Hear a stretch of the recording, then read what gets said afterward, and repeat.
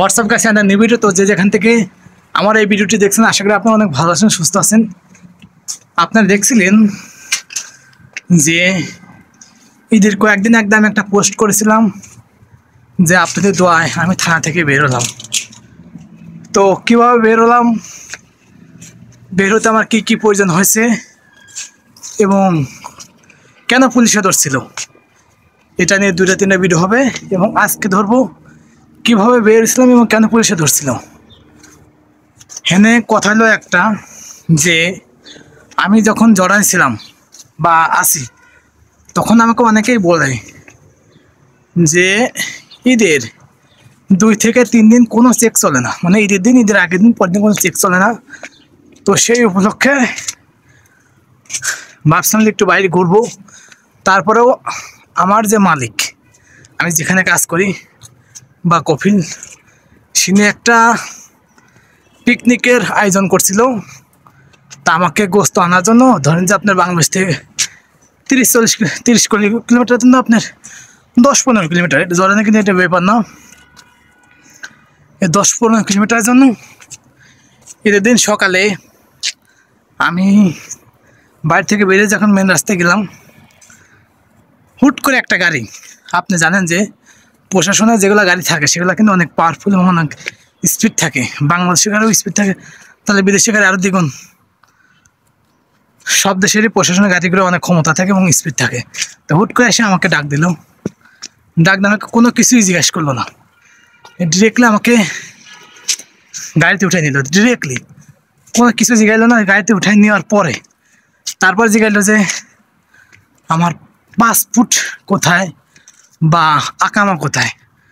আমি যেহেতু অবৈধ, আপনারা জানেন, মানে আমার কোনো কাগজপাতি নেই, কোনো আকামা নেই, কোনো পাসপোর্ট নেই।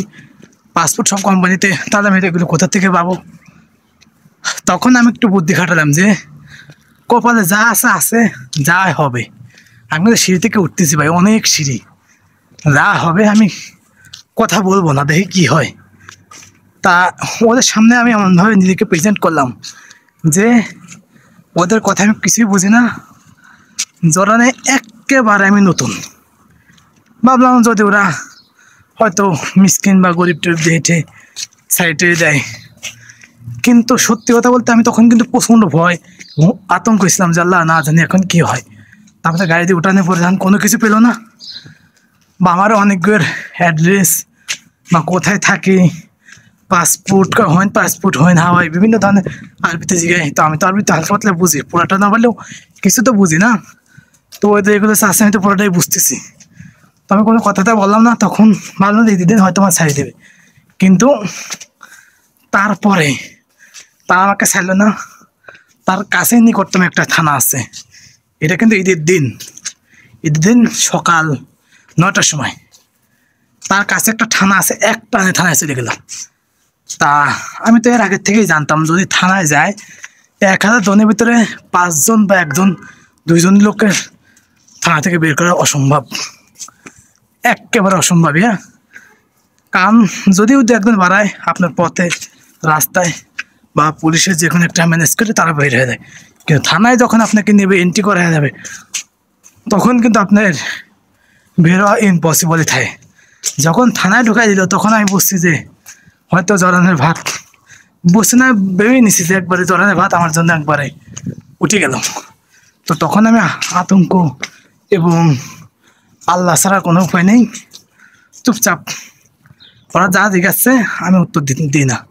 10টা ওরা তো আমার প্রচণ্ড ক্ষিপ্ত এবং প্রচণ্ড রাগা নিত যে আমি কেন উত্তর দিই না, বা আমি বুঝি না, না আসলে চেষ্টা করেও আমি দিচ্ছি না। তো তখন ওরা আমাকে অনেকভাবে অ্যাঙ্গেলে অনেক বিভ্রান্ত করে কথাটা বলতেছে, কিন্তু আমি তো বুঝতেছি। তো আমি তারপরে কোনো কথাটা বললাম না। তো ভিডিওটা অনেক লং হয়ে যাচ্ছে। তো আপনারা কখনোই ঈদের দিনে, যে কোনো দিন, এটা ভুল ধারণা, আপনার পুলিশ সবসময়, প্রশাসন সবসময় আপনাদের তৎপর থাকবে। আপনাদের কাগজপাতি নেই, সো বি কেয়ারফুল। আর এখন বর্তমানে জনের কিন্তু গ্রামে এখনও আমি যতটা জানি কয়েকদিন আসছে।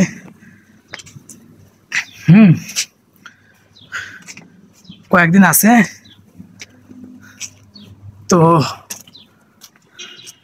কয়েকদিন যদি গ্রামে থাকে, তাহলে গ্রামে যে কদিন থাকবে সেখানে কিন্তু জরানের চেক প্রচুর চলে, প্রচুর চেক চলবে, কারণ গ্রামের ভিতরে জরানের চেক চলে বেশি, অবৈধ লোকের পাঠায় বেশি। তো এখন যারা আপনারা অবৈধ আছেন খুবই সাবধানে থাকবেন।